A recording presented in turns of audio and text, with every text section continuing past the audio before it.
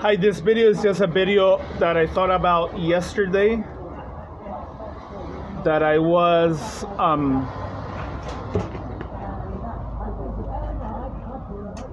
I went to a conversation group, and I actually really like to go to language exchanges for several reasons. I end up just learning a lot, and it's a way that I think language is something that I always have enjoyed. I actually haven't made that many videos about language. So this video is basically about the different types of nuances of the Spanish language.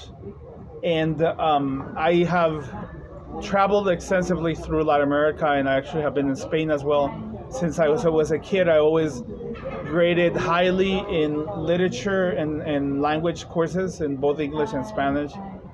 And I remember when I started learning French when I was a kid, it was a little bit easy for me. That being said, I haven't really devoted that much time to language in the last years, but it's a topic that I enjoy a lot. So I'm going to show you the video. So basically, here is Latin America, and many times people ask me about where is the easiest place to learn specific languages and how are all the Spanish languages compared. Say here is Spain. So really, the Spanish language originated here. It's really a romanticized or romantic or Roman language. This means that it basically has its roots from the Roman times, because the Romans basically conquered most of the Mediterranean. This is opposed to Anglo-Saxon,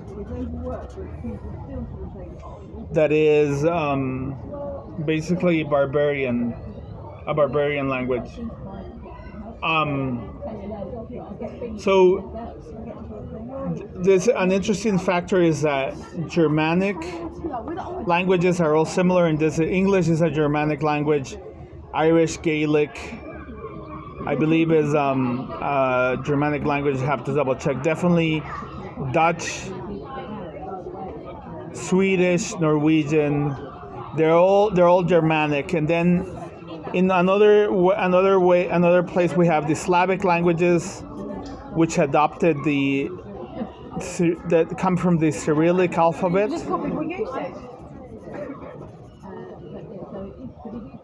So these are also different. So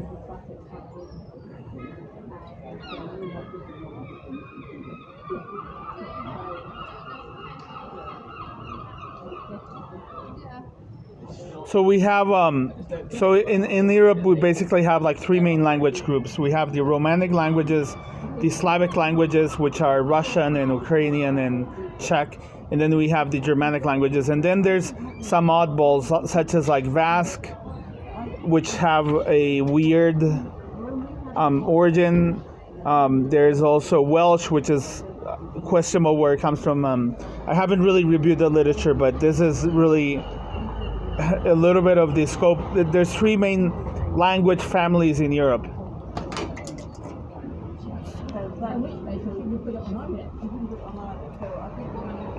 So basically, this video is about Spanish.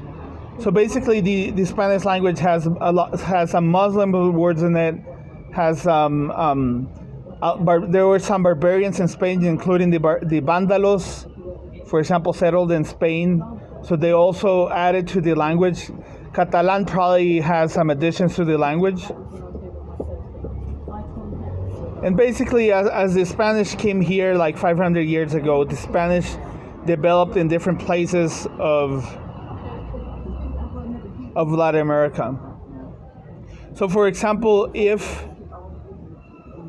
you are from Mexico, the Spanish that you'll have is going to be a little bit different from Costa Rica, a little bit different than the one from Colombia, and a little bit different than the one from Ecuador. So here's Brazil. Brazil is obviously not Spanish, but Portuguese and Spanish are closely related because they're both originated in the Iberic Peninsula in this area here. So if we look at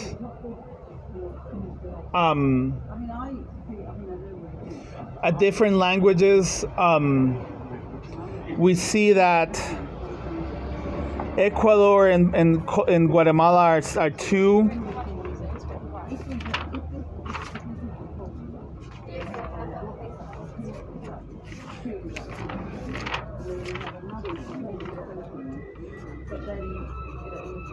Ecuador and Guatemala are two of the best places to learn Spanish.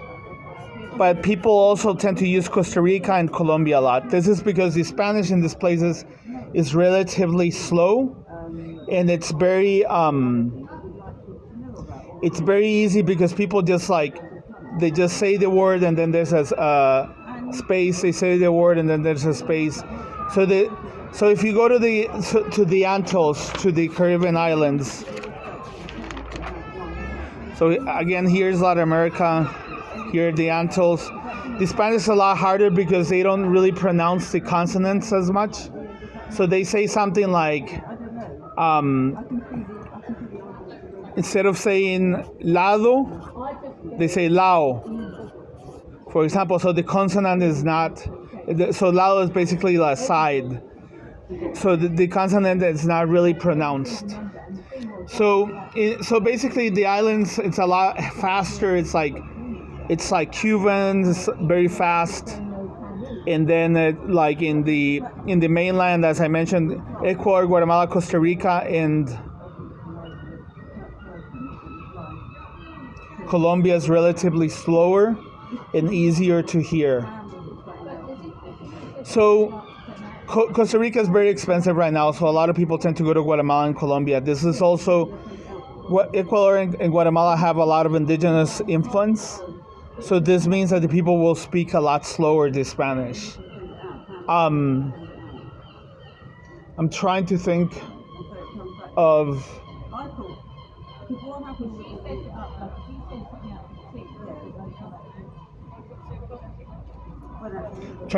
other ideas.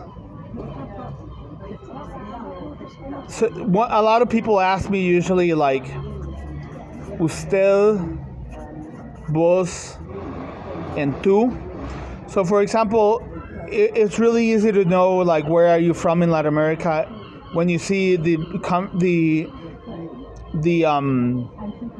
comparison between usted, vos, and tú. So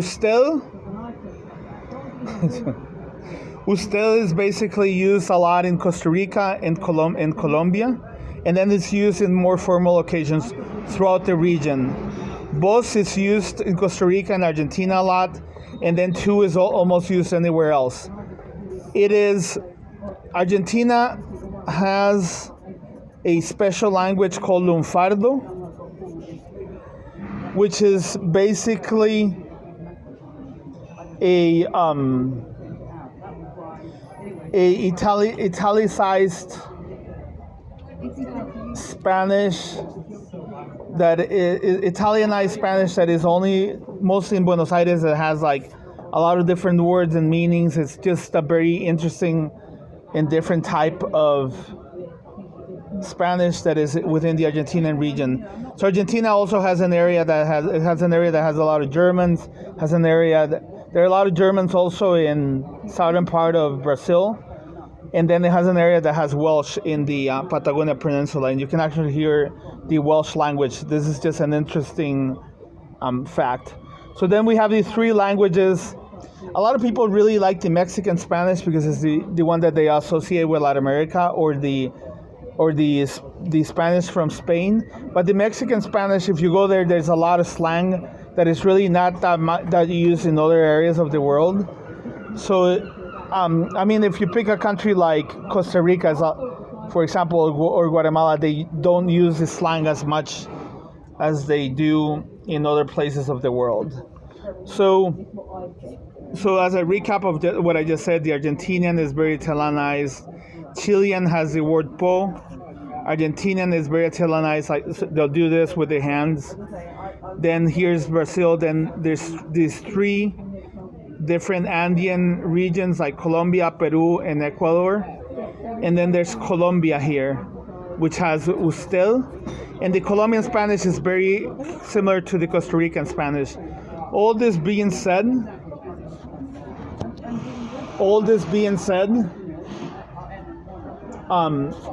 Panama, which is in the middle, you would think that is a combination of the Colombian and the Costa Rican Spanish, but it's really not close to any of those two areas. It is the Panamanian language, the Panamanian Spanish is, say, closer to some of the Antilles. And if you look into Venezuela, for example, the Venezuelan Spanish is actually very interesting because Venezuela had a lot of development. This is where Simón Bolívar is from. Yet it's very Caribbean Spanish because it's obviously in the Caribbean region, and it's a different. It's like, I think it's not as close. Like the Caracas speaks a closer Spanish to some of the islands here, than the Spanish that is found in Bogota, in Colombia. So this is different. And for example, if you're from Colombia, is an interesting example because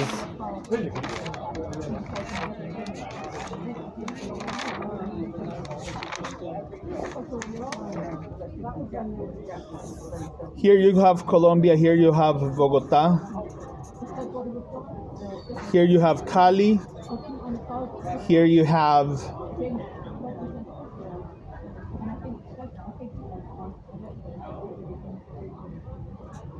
Cartagena.